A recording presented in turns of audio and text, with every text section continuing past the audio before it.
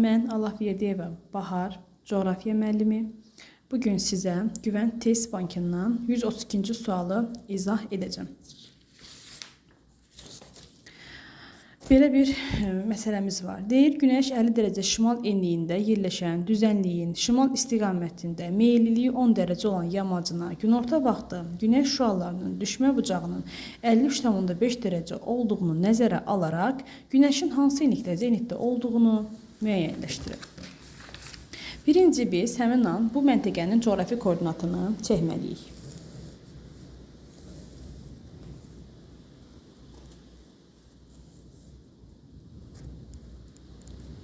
%50 dərəcədə şimal enliyi.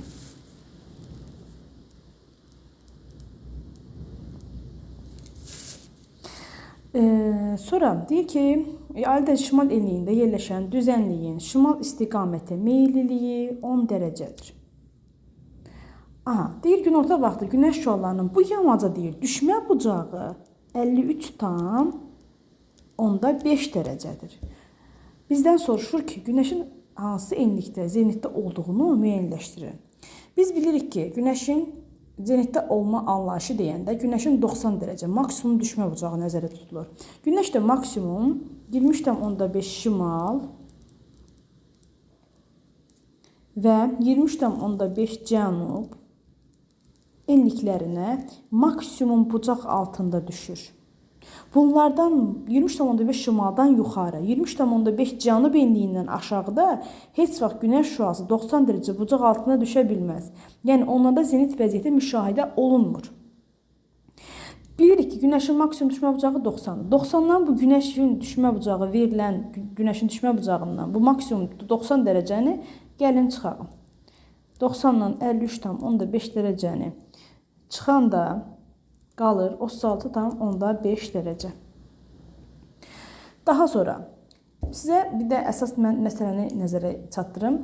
Deməli, burada düzənliyin şimal istiqamətə meyilliyi 10 dərəcədir. Bu, Günəşin zenitdə olduğu məntəqəyə yönəlməyib bunun istiqaməti.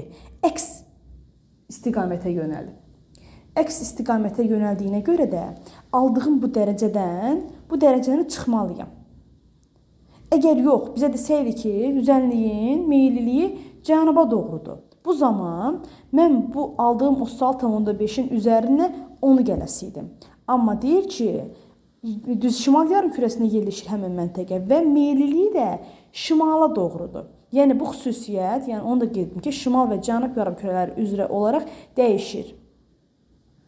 Deməli, bu düzənliyin şimala meyilliyi 10 dərəcə olduğuna görə, Günəşin əks istiqamətinə yönəldiyinə görə, zenitdə olduğu məntəqənin əks istiqamətində olduğuna görə, biz 36,5 dərəcədən 10 dərəcəni çıxırıq və qalır burada 26,5 dərəcə.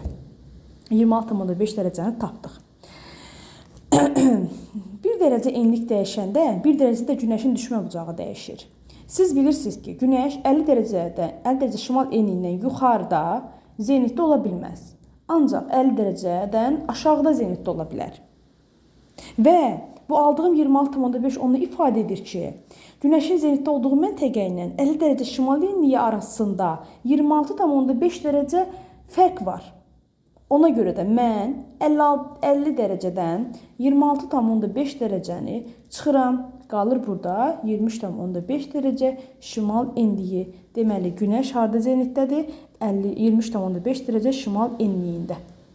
Yəni, Günəş bura 90 dərəcə bucaq altında düşür və 22 iyun günü hesab olunur.